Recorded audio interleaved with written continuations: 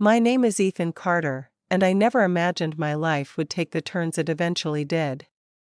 If you had asked me a few years ago what I wanted out of life, I would have given you the simplest of answers: peace, stability, and a place to call my own.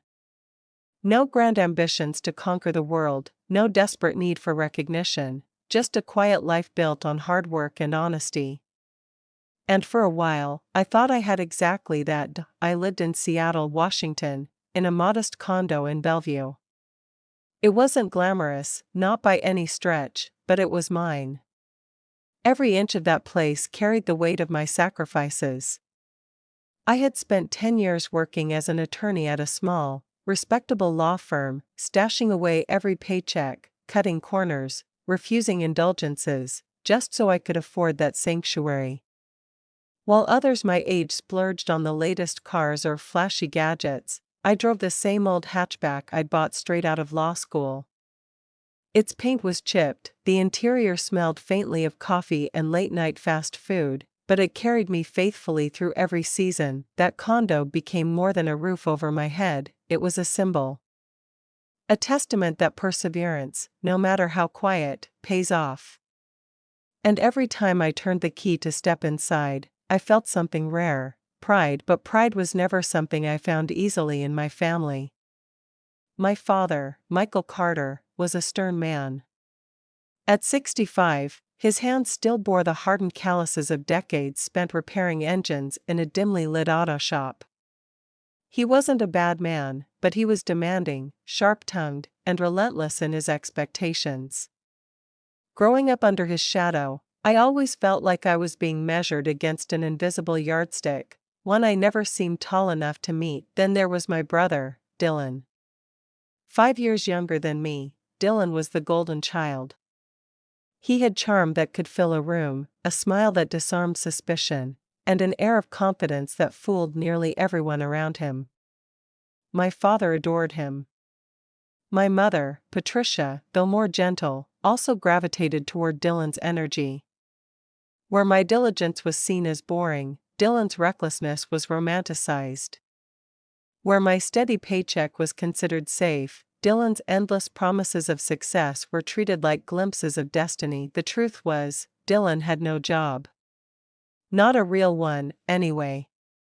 He dressed in designer clothes, wore the latest smartwatch, and posted photos on social media that painted a picture of luxury: cocktail parties, beachfront getaways, high-rise apartments with glittering skylines. But if you scratched beneath the surface, it was all smoke and mirrors. He was jobless, drifting from one supposed venture to another, always talking about investors lining up or opportunities just around the corner. And yet, despite the hollowness of it all, my parents treated him like a visionary, and me? I was the dependable one. The one who never needed rescuing, never caused a scene. In their eyes, that made me less remarkable. It didn't matter that I paid my bills on time, that I built a life brick by brick, or that I stayed true to my word. Dependability, it seemed, wasn't glamorous. I tried not to let it sting, but it did. Deep down, I longed for just a nod of approval, a moment where my father would look at me with the same pride he reserved for Dylan. That moment never came. Things took a sharp turn when my parents' living situation began to deteriorate. They'd been renting a small, worn-down house on the outskirts of Seattle. Mold crept along the bathroom tiles, the roof leaked whenever it rained, and the rent was steadily draining their limited income. My father's retirement savings were sparse, my mother's health was declining with arthritis and aching joints. The burden was becoming too much for them. I couldn't watch them struggle like that. Despite the years of favoritism, despite my own bruised feelings, they were my parents. I owed them care. So I offered a solution: why don't you move in with me? I suggested one evening over dinner. My mother's eyes softened immediately, relief washing over her face. My father frowned, as if reluctant to admit they needed help, but he didn't refuse. Within weeks, they packed up their lives and moved into my condo. I cleared out the master bedroom for them, shifting myself into the smaller guest room. I bought a new couch, a large television for my father's sports shows, even made sure the kitchen was stocked with the foods they liked best. It felt like a new chapter, one where we could heal old wounds and grow closer as a family. At least, that's what I hoped. The reality was different. My expenses skyrocketed almost overnight. Groceries, utilities, medications, repairs, everything fell squarely on my shoulders. My father's pension barely covered his personal needs, and my mother's modest savings disappeared into medical bills. I told myself I didn't mind. This was family. This was duty. But as the weeks passed, something began to gnaw at me. The silence. I came home every evening, exhausted from long hours at the firm, carrying bags of groceries or takeout so they wouldn't have to cook. I expected, if not gratitude, then at least acknowledgement. Instead, I was met with nods, half-hearted comments, or complaints. The sink's dripping again. The Wi-Fi's too slow. These groceries don't taste the same as what your mother used to buy. My mother would murmur a quiet thank you here and there, but it was fleeting, swallowed by the noise of my father's grumblings. It felt less like I had invited them into my sanctuary and more like I had handed over my life. And then Dylan began to appear. At first, it was once a week. Then twice. Soon, he was practically living in my condo without ever asking. He'd waltz in with that effortless grin, toss his coat on the couch, and raid the fridge like he owned the place. He'd spin stories of his latest ventures, dazzling my parents with tales of investors, big deals, and luxury just on the horizon. Just need a little seed money to get things rolling, he'd say, flashing that smile. And my parents? They hung on his every word. I saw the gleam in my father's eyes, the way my mother leaned forward, soaking in every promise. To them, Dylan wasn't just their son, he was their ticket to glory. The first time I caught my mother slipping Dylan cash from the household budget, I confronted her. "Mom, what are you doing?" That money was for groceries. Her cheeks flushed, and she avoided my eyes. "It's just a small loan. Dylan will pay it back." I wanted to laugh at the absurdity of it, but the sound caught in my throat. Pay it back? Dylan never paid anything back. When I pressed further, my father intervened. "Don't be petty, Ethan. Your brother has vision. Unlike you, stuck in some 9-to-5 grind. You should be proud he's aiming higher." I stood there, stunned. My sacrifices meant nothing. My steady career, my condo, the very roof over their heads, it was all invisible to them.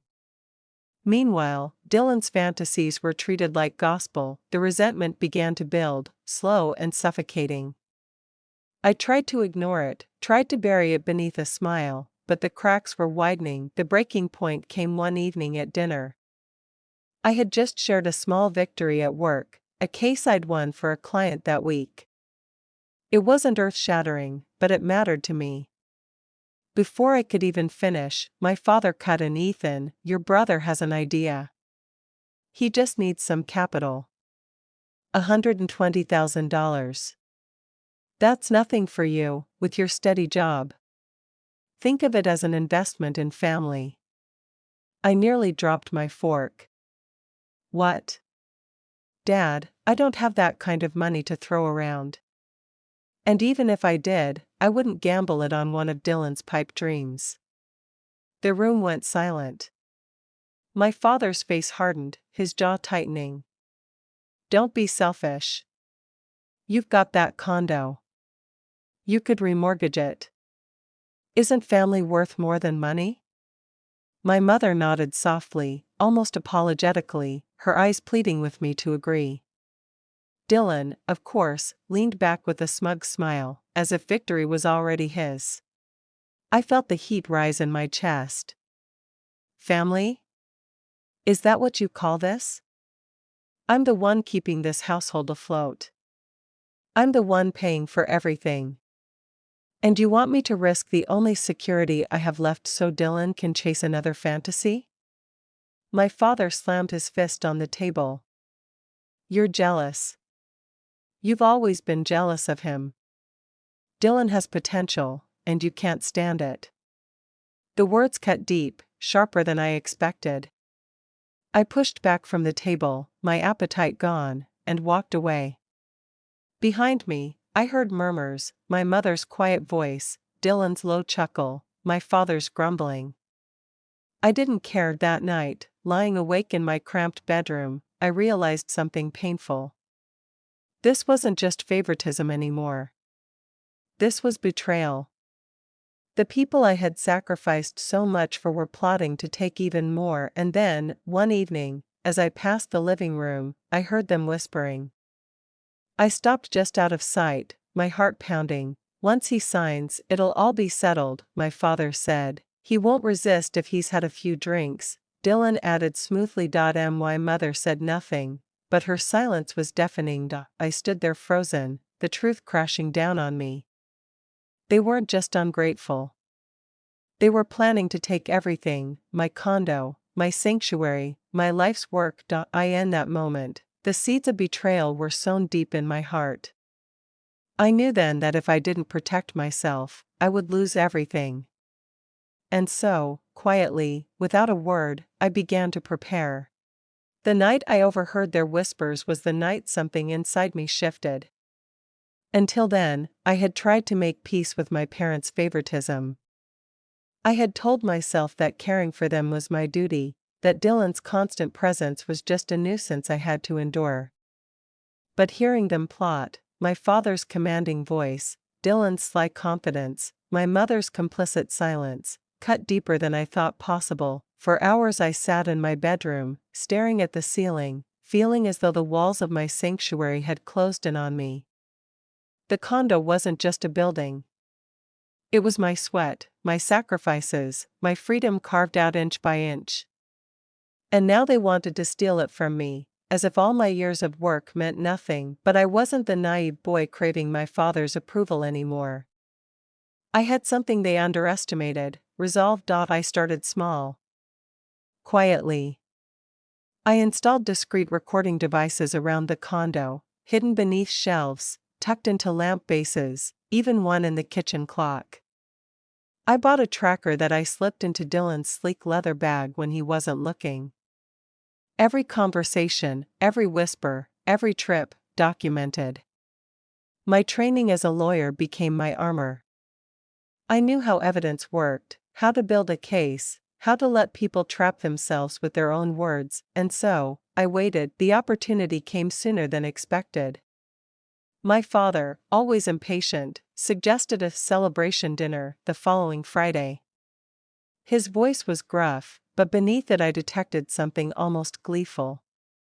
I knew what he was planning.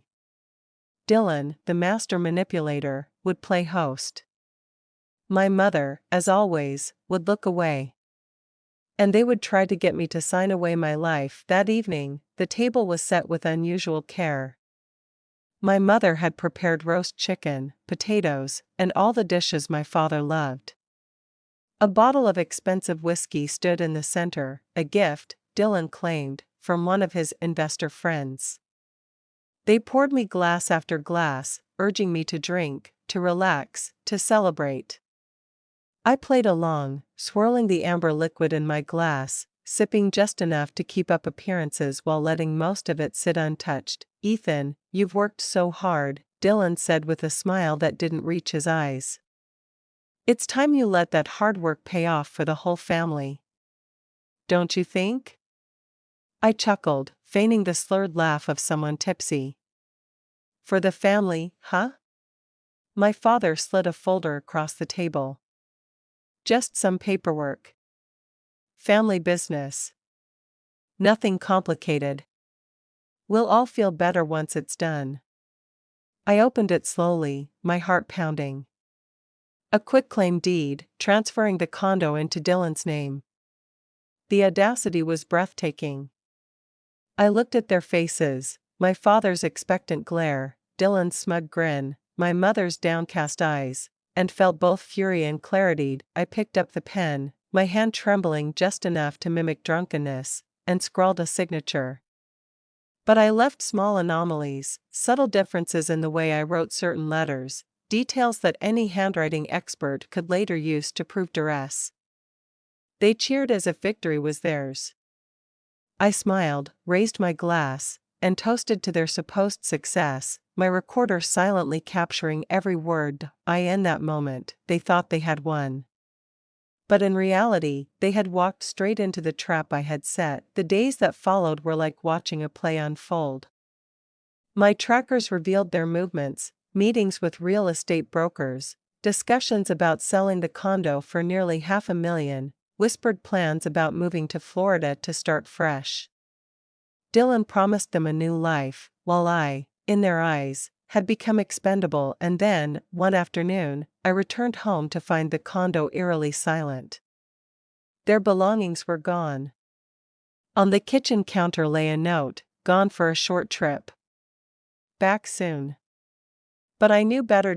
My tracker showed me they were already at the airport, tickets in hand. I didn't panic. I didn't rage. I simply sat at my desk, opened my laptop, and compiled everything. The recordings of their whispers, the videos of Dylan urging me to sign while I pretended to slur my words, the tracker data showing their meetings with brokers. Every piece of evidence fell neatly into place, forming an undeniable picture. Then I sent it, first to my parents' phones, then to Dylan's.